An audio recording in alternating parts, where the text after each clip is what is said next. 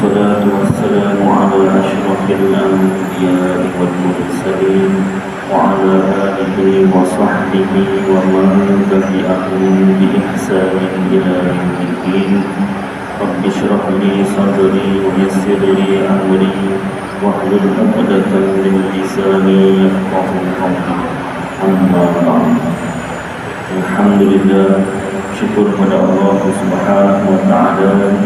Takdir Allah yang sejak azali Allah Ta'ala zahirkan, Allah Ta'ala jadikan kita bersama-sama kumpul bersambung belajar ataupun ulang kaki ilmu tauhid khasnya dan ilmu agama yang lain lainnya. Seperti biasa kita mulakan selawat Ibrahimiyah. Kita baca sama-sama.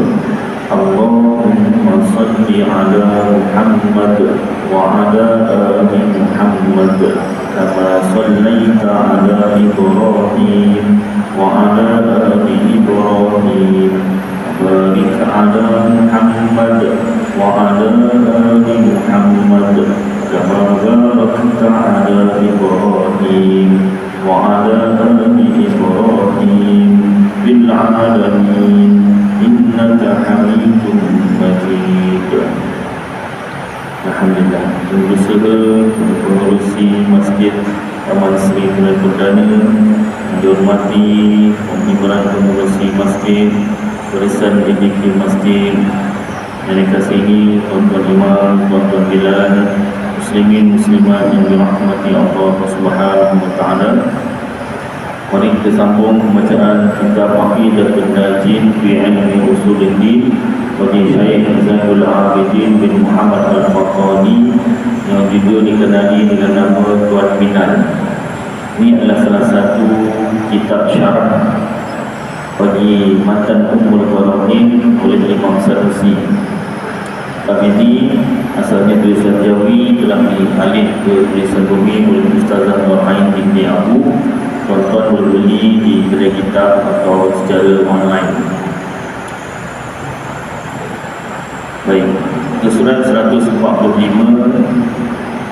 Wajib iktikad Allah memberi taufik. Wajib kita percaya, yakin dalam hati Allah memberi taufik. Dan lagi wajib kita iktikadkan, percaya, yakin dalam hati pula Allah Subhanahu wa ta'ala memberi taufik, yang ini memberi kuasa atas mengerjakan taat bagi segala hamba-Nya yang dikehendakinya sampai kepada keredaannya dan kasihnya. Memberi kuasa itu bukanlah Allah pinjamkan kuasa, tidak, Allah yang gerakkan, ya. Dan demikian lagi Allah Ta'ala yang mendirikan khidlun atas seorang, yakni hina, iaitu tiada kuasa pada mendirikan taat. Allah Ta'ala juga menjadikan, dan kuasa atas mengerjakan maksiat, yakni dosa, bagi segala hamba-Nya yang dikehendaki, jauhnya daripada keredaannya dan kasihnya.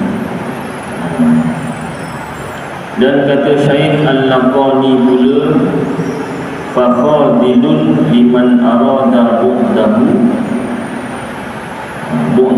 yang dimatikan. Fakhadilun liman arada bu'dah wa munjidun liman arada wa'dah. Artinya maka menghinakan ia, iaitu Allah, oleh Allah akan orang yang menghendaki ia akan jauh daripada rahmatnya. Allah hina seseorang, Allah jauhkan daripada rahmatnya, kasih sayangnya. Dan menunaikan ia akan janji bagi orang yang berkehendak ia akan menyempurnakan janji kebajikannya.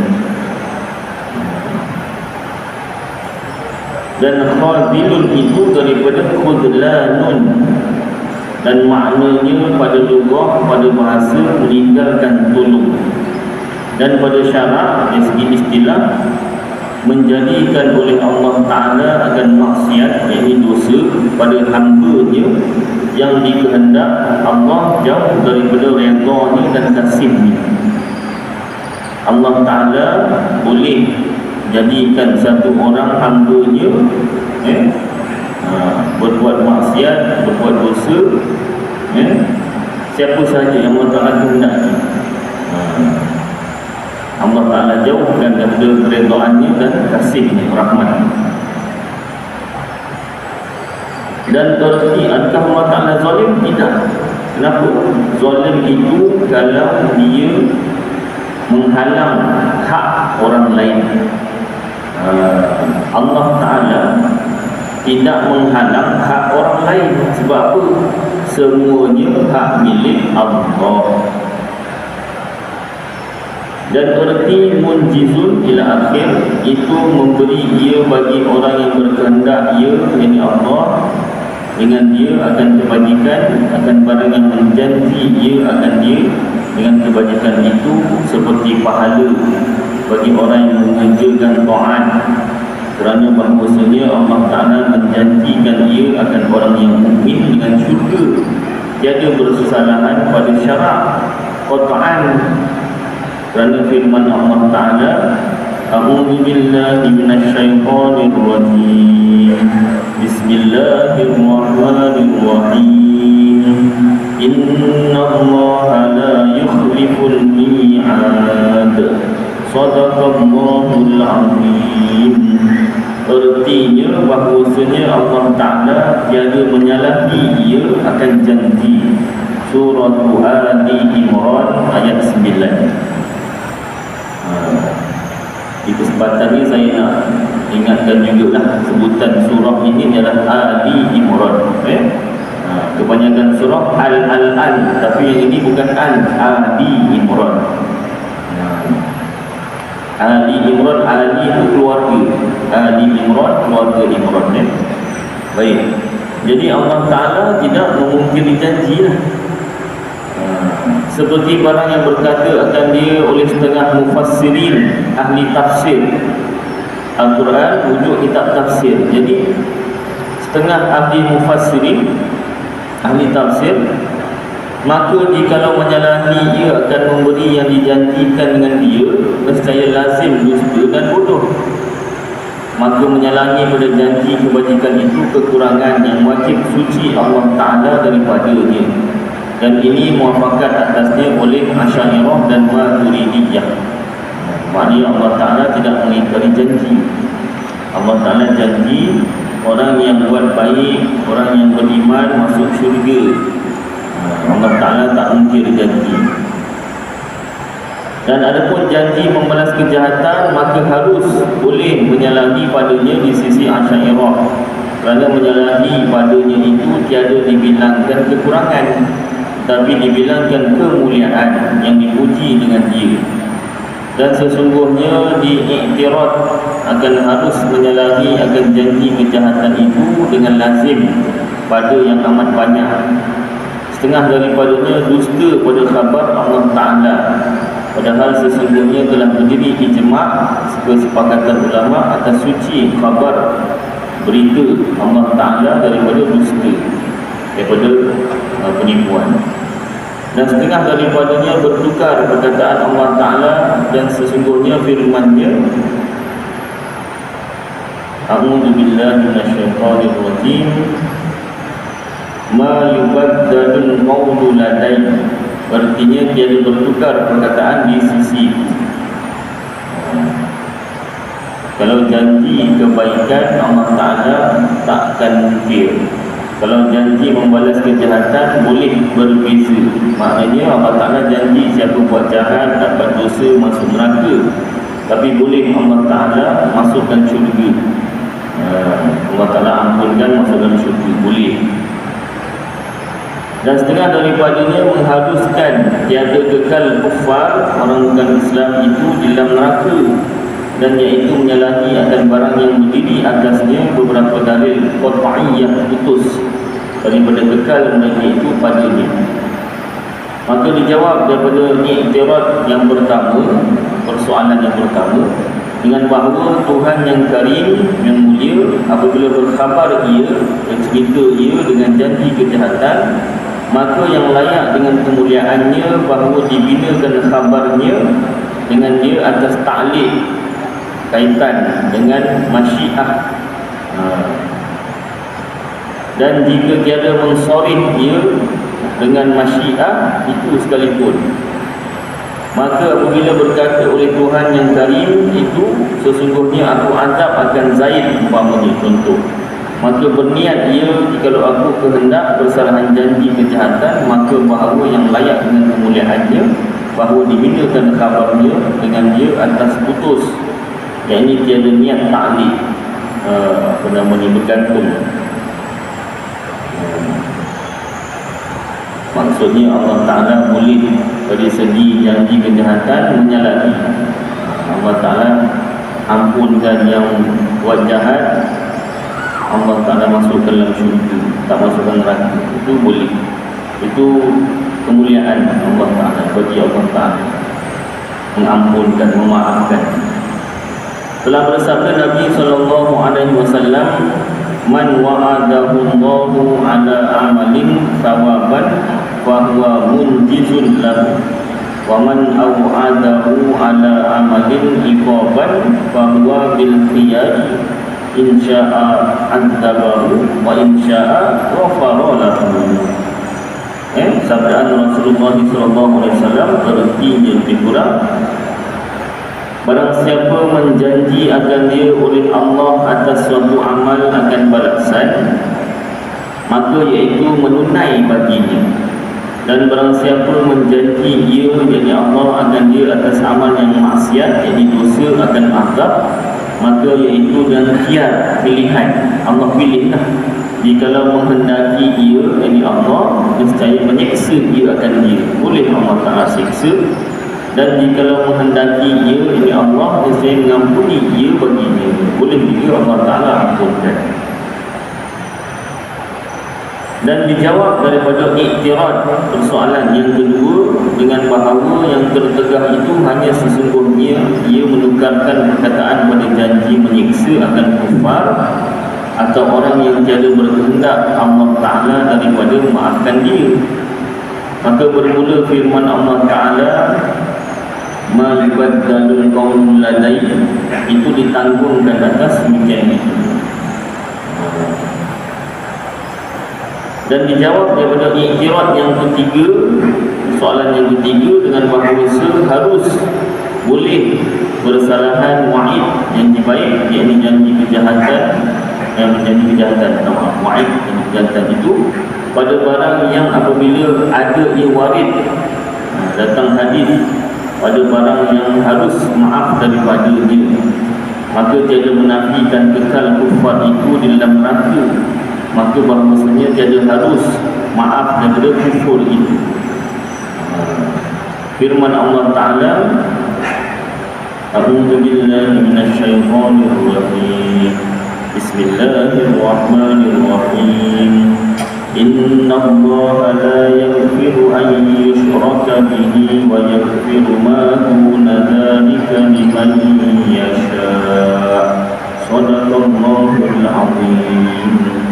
Artinya lebih kurang bahawa Allah Ta'ala tiada mengampuni ia akan bahawa dikesebutukan dengan dia syirik. Allah Ta'ala tak ampuni, dan mengampuni ia akan barang yang lain daripada yang demikian itu bagi orang yang dikehendakinya. Suratul Nisa ayat 48. Dan ayat ini qayyid, ada kaitan bagi firman Allah, a'udzu billahi minasyaitonir rajim, bismillahirrahmanirrahim, innallaha yaghfiru dzunuba jami'a, shadaqallahul azim. Artinya bahawa Allah Ta'ala mengampuni dia akan segala dosa sekaliannya. Ini tak ada kecuali. Surah Az-Zumar ayat 23. Dan telah menjalani oleh Maturidiyah kepada bahawasanya tertegah menyalahi wa'id itu, janji jahat itu, janji kejahatan, seperti barang yang tertegah menyalahi wa'dun, iaitu janji kebajikan. Dan tiada datang iktirad persoalan demikian bahawa wa'id itu disalahi pada orang mukmin yang diampuni baginya, kerana bahawa ayat yang warid yang datang, ayat Al-Qurannya atau hadis dengan umum wa'id itu dikeluarkan daripadanya orang mukmin yang diampuni baginya. Dan adapun mukmin yang tiada diampuni baginya, maka tidak dapat tiada, ini mesti daripada meluaskan wa'id yang dijahat padanya. Maka kata mereka itu tidak dapat tiada, ini mesti daripada meluluskan wa'id itu yang dijahat. Dan jikalau pada seorang sekalipun, hanya sesungguhnya zahir ia atas kalam Maturidiyah. Ini pendapat Imam Abu Mansur Al-Maturidi.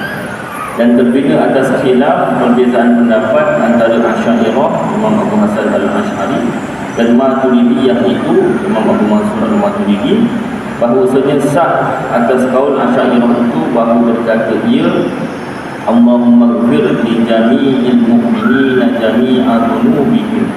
Artinya, hai Tuhanku, ampun olehmu bagi sekalian mukminin akan sekalian dosa mereka itu.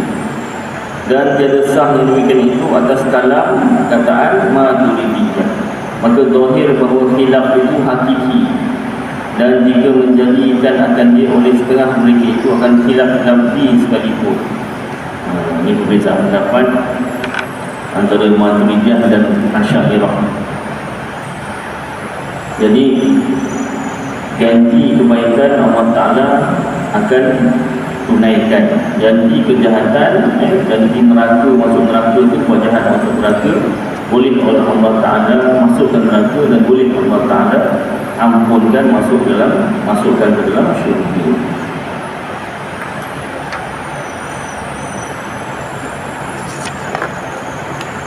Baik.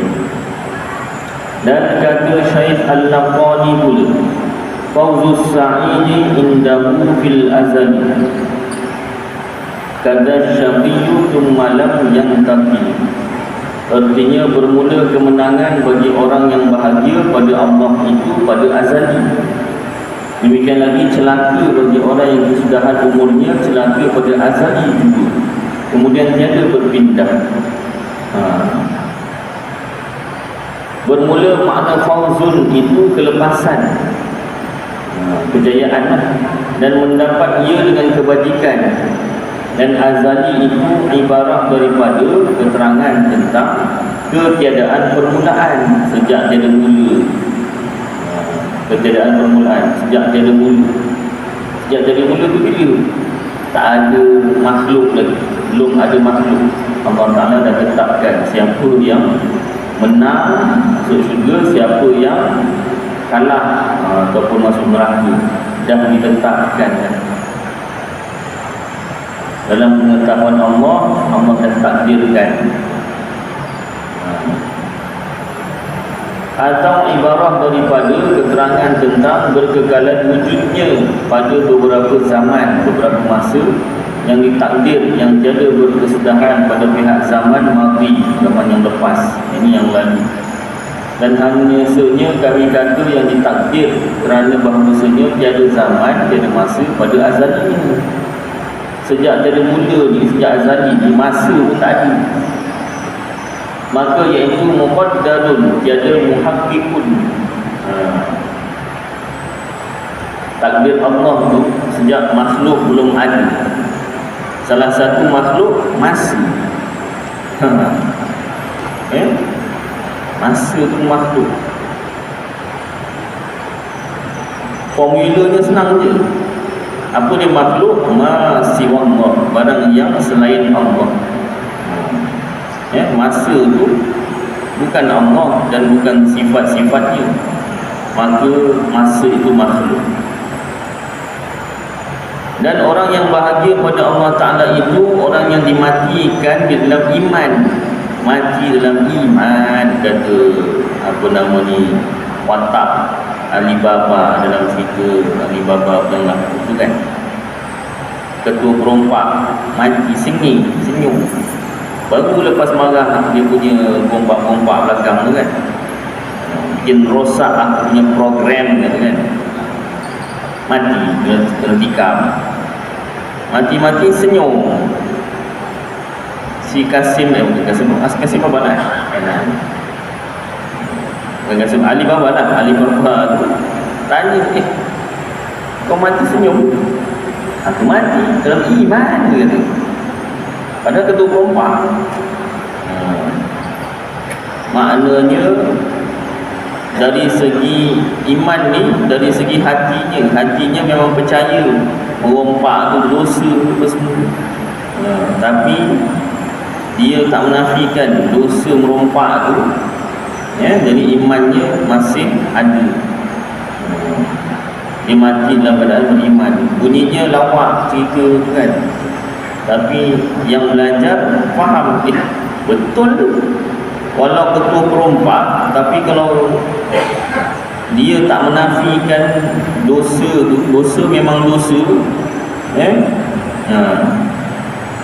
dia tak menafikan, masih beriman. Kalau bukan ketua perompak sekalipun, baik orangnya, tapi kalau menafikan dosa, itu boleh tercabut iman. Jadi iman ni soal hati, dalam hati. Tetapi orang beriman yang berdosa lah, orang beriman, orang Islam yang berdosa besar, dosa tetap dosa. Baik. Jadi maknanya iman ni tentang hakikat tauhid dalam hati, manakala dosa pahala tu dari segi syariatnya, dari segi fikihnya, ibadat, munakahat, muamalat, jinayat, faraidnya. Kalau menyalahi hukum Allah Ta'ala, berdosa lah. Tapi kalau imannya masih beriman, masih betul imannya, orang Islam, orang beriman yang berdosa besar. Yang paling baik orang Islam, orang beriman yang tak berdosa, yang soleh. Yang kedua, peringkat yang kedua, orang beriman, orang Islam tetapi berdosa besar, ataupun dosa kecil, lepas tu bawah dosa besar. Bawah lagi peringkat tak beriman. Tak beriman dah bawah, dah bawah. Tak beriman tapi baik tak dikira. Baik tapi kalau imannya tiada, tak dikira di sisi Allah Ta'ala. Yang penting tu, yang pertama sekali iman yang dinilai oleh Allah Ta'ala. Soalan yang kubur pun soalan tauhid. Man rabbuka, man nabiyyuka. Soal tentang solat itu ditanya di akhirat, di padang mahsyar. Tapi siksaan orang tak sembahyang tu dalam kubur ada. Soalannya tu, soalan tentang syariat tu di akhirat. Soalan kubur tentang tauhid semua. Man rabbuka, man nabiyyuka, man ikhwanuka. Dia berkiblat, imam, soalan tauhid. Baik. Jadi, dan orang yang berbahagia pada Allah Ta'ala itu orang yang dimatikan dalam iman. Orang yang bahagia, orang yang mati dalam iman. Itu sebab antara doa kita amalkan, Allahumma khtim lana bi husnil khatimah wa la takhtim alaina bi su'il khatimah. Allah matikan kami dalam mati yang baik, penamat yang baik, dan jangan kau matikan kami dalam mati yang jahat, mati yang buruk. Sebab apa? Orang yang bahagia dimatikan dalam iman, dan di dalam amal yang soleh dengan takdir daripada azali, iaitulah orang yang sa'id. Sejak azali sudah ditakdirkan satu orang ni beriman, mati dalam iman, mati soleh.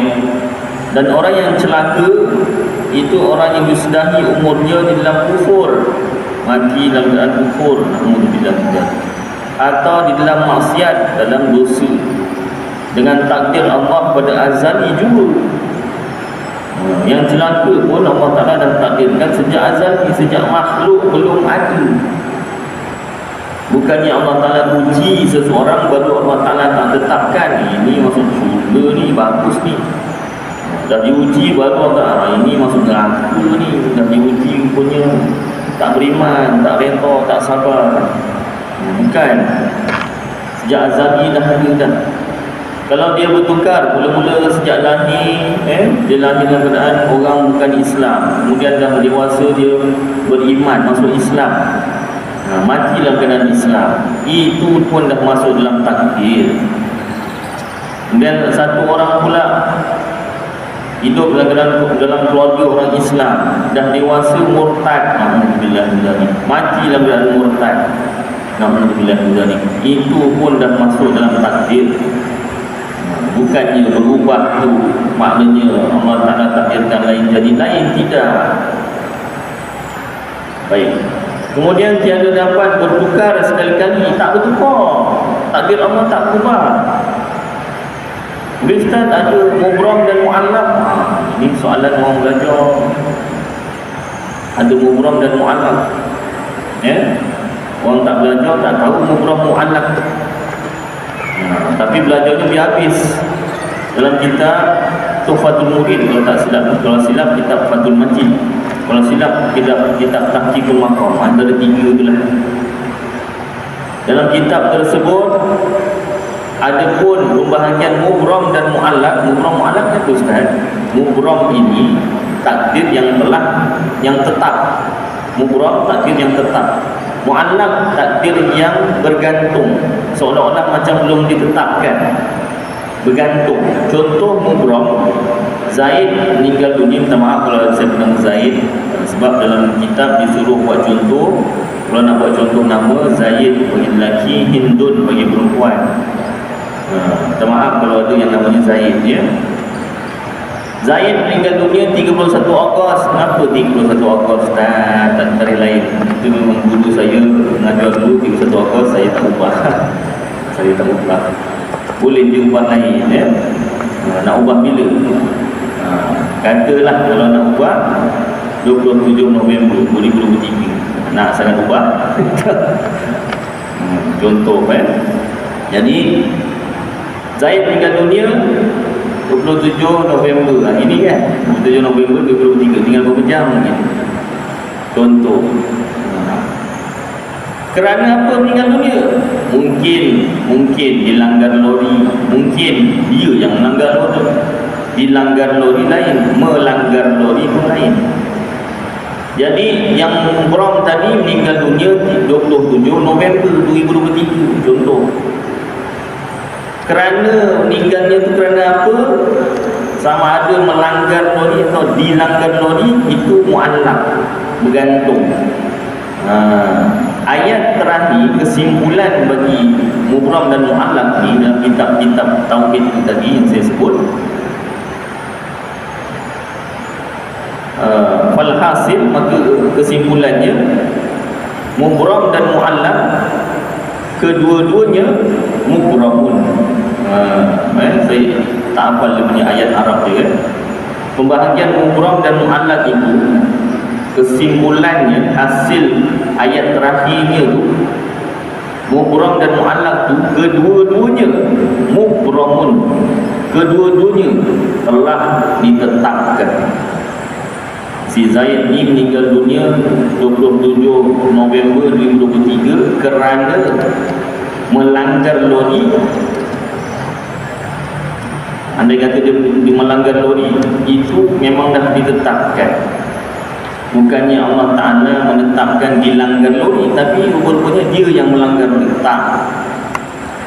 Kalau yang berlaku tu dia melanggar lori, memang itulah yang ditakdirkan oleh Allah. Cuma kita nampak seolah-olah benda itu macam boleh berubah. Tidak. Nanti ada kesempatan saya bawakanlah kitab ni. Saya bawa pindah kitab yang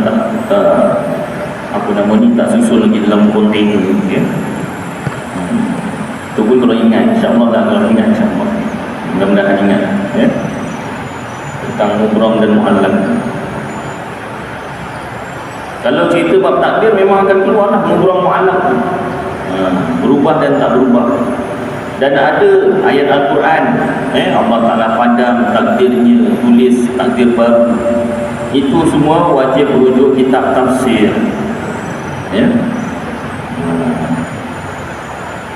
Dan ada hadis Al-Quran lain, hadis lain, la yuraddul qada'u illa bid-du'a, tak tertolak qada' melainkan dengan doa.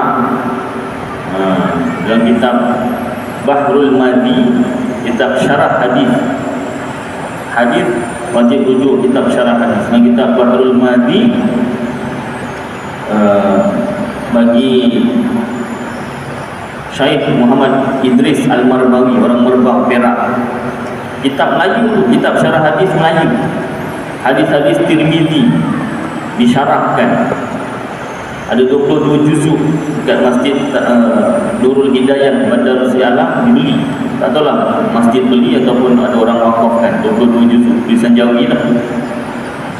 Ada hadis la yuraddul qada illa min du'a, tak tertolak qada melainkan dengan doa. Seolah-olah hadis tersebut bila kita doa Allah akan tolak bala. Tak jadi, Allah Taala takdirkan kena bala, tak jadi. Rupa-rupanya syarah hadis tersebut, doa itu pun dah masuk dalam takdir. Allah Ta'ala dekatkan, contohnya puting beliung dekat satu kawasan, lalu orang di kawasan tersebut berdoa, Allah Ta'ala alihkan puting beliung, tak masuk kawasan tersebut. Bukannya maknanya Allah Ta'ala takdirkan memang kena, lepas tu sebelum kena tu orang tu doa, tak jadi, alihkan balik. Tak, sebelum masuk tu dia berhenti tu, puting beliung tu berhenti, kemudian Allah Ta'ala takdirkan juga orang kat situ doa, dan Allah Ta'ala alihkan puting beliung itu pun semuanya dah masuk dalam takdir. Bukanlah maknanya Allah Ta'ala takdirkan lain, tetapi bila doa takdir yang Allah Ta'ala dah takdirkan tu tak jadi, tertolak, bertukar, tidak. Kenapa macam tu? Sebab kalau Allah Ta'ala punya takdir berubah, nescaya ilmu Allah Ta'ala itu tak kesampaian, tak sempurna. Dan sifat iradat Allah itu dah bukan tunggal, bukan esa, bukan wahdaniyah, dah jadi lebih daripada satu.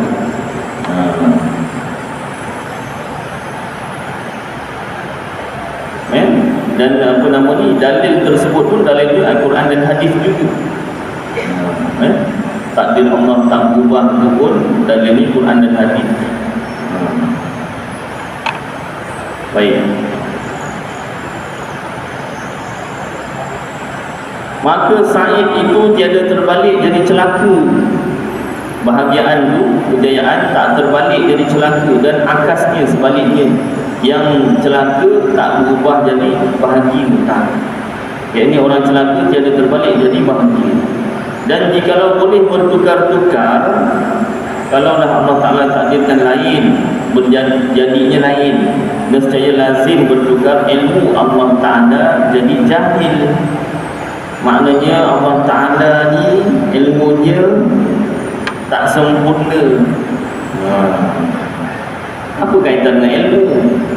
Dalam ilmu tauhid, sifat kudrat, sifat iradat dan sifat ilmu, ini tiga ni berkait. Allah Ta'ala bersifat kudrat. Kudrat Allah Ta'ala menjadikan sesuatu. Apa yang Allah Ta'ala jadikan? Iaitu segala yang telah ditakdirkan oleh sifat iradat Allah. Apa yang Allah Ta'ala takdirkan? Iaitu segala yang diketahui oleh Allah Ta'ala, sifat ilmu Allah. Takdir Allah itu apa yang Allah Ta'ala ketahui. Kalaulah takdir Allah itu berubah, maknanya ilmu Allah itu tak sempurna. Ada jahil, ada yang tak tahu. Allah Ta'ala ada yang Allah Ta'ala tak tahu. Tak tahu pun dia nak jadi macam ni, kan nak takdirkan lain, seolah-olah begitu. Yang berlaku macam tu makhluk, kita dah plan dah baik-baik. Ini nama dia plan A, plan yang pertama. Tiba-tiba ada berlaku benda lain lah, tak sediakan plan B lah pula, habis. Itu kita punya ilmu. Sebab tu sekarang ada plan A, plan B, plan C. Kalau tak jadi A, tukar plan B. Tak jadi plan B, plan C. Dia kalau majlis yang besar-besar, dia bukan plan A, plan B je. Barangkali mungkin sampai plan Z. Ya tak? on the spot, bertukar.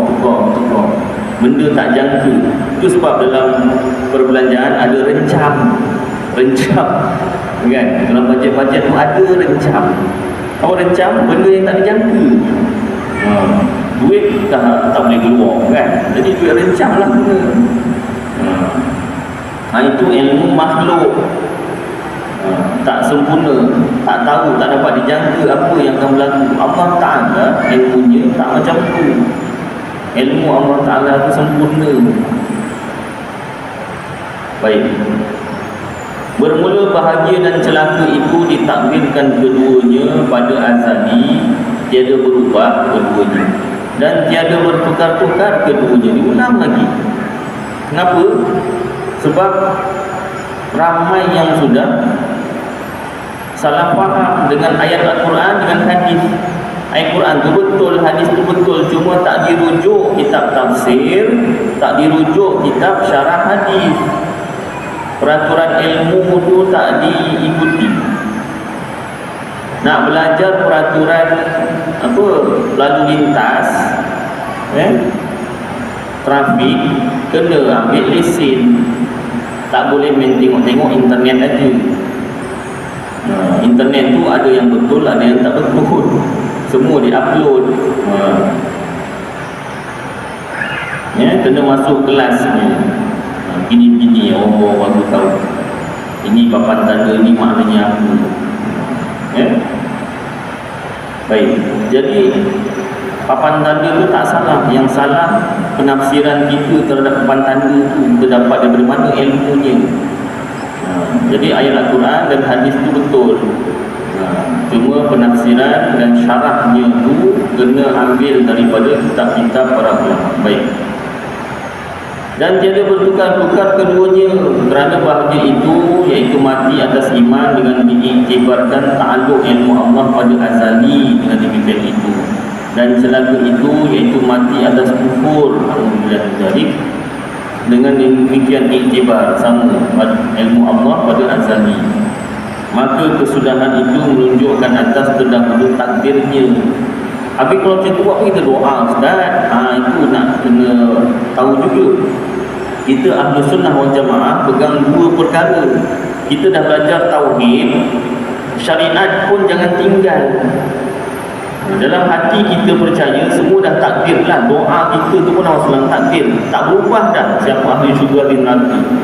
Syariat kita kena pegang juga. Syariat suruh kita berdoa setiap pagi 5 kali sekurang-kurangnya dalam sembahyang, lepas sembahyang.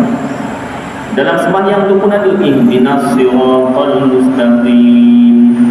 Dalam sembahyang tu pun 17 kali kita doa dalam sehari semalam. Ihdinas siratal mustaqim, tunjukkan kami jalan yang benar. Kita Ahlus Sunnah wal Jamaah pegang dua-dua.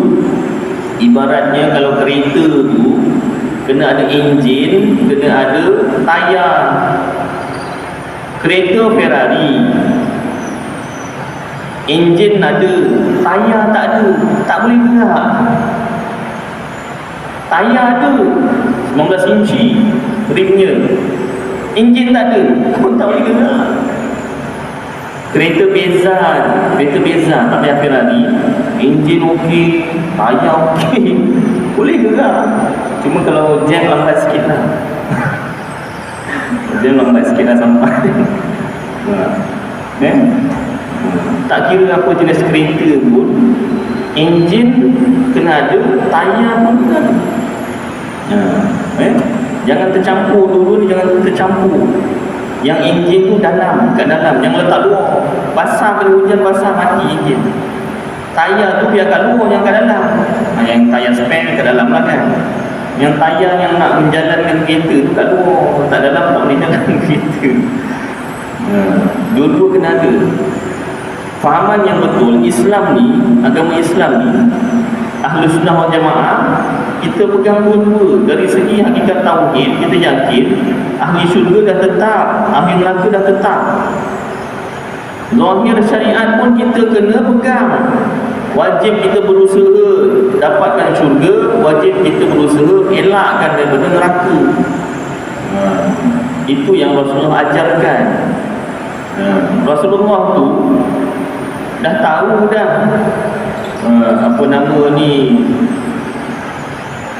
nama ni, dia ahli syurga, kasih Allah, tapi dia masih sembahyang tahajud sampai bengkak kaki. Ya Allah, ya Rabbi Karim, saya tak pernah lagi lah sembahyang sampai bengkak kaki. Bengkak kaki kerana lain tu ada. Kan, sebenarnya cerita tu kan, kerja ngajar kat sekolah swasta, cikgunya muridnya ada meja kerusi, cikgunya ada meja je, kerusi tak ada. Memang dia tak bengkak kaki. Kan, bengkak kaki kerana sembahyang belum lagi. Sajalah tuan-tuan mungkin ada. Kenapa nak tunjukkan pegang dua-dua ni, hakikat tauhid dan zahir syariat. Kalaulah Rasulullah pegang satu saja, Rasul tak payah sembahyang. Tak, aku dah tahu tak kira aku. Kau orang ni yang tak tahu ni. Menunjukkan kenapa semua pegang dulu. Jadi kita pegang dulu zahir syariat dan hakikat tauhid. Baik, jadi nama saya Isya, mudah-mudahan apa yang kita baca dan dengar jadi manfaat bagi saya dan tuan-tuan, dapat kita amalkan dan sampaikan insya-Allah. Aku qouli hadza wa astaghfirullahal azim li wa lakum wa lisa'iril muslimin wal muslimat wal mu'minin wal mu'minat fastaghfiruhu wa yafuzul mustaghfirin wa yanajata ta'ibin. Sallallahu tabaraka wa ta'ala ala khairi khalqi sayyidina maulana Muhammad wa ala alihi wa sahbihi wa baraka wa sallam. Subhana rabbika rabbil izzati amma yasifun wa salamun alal mursalin walhamdulillahi rabbil alamin.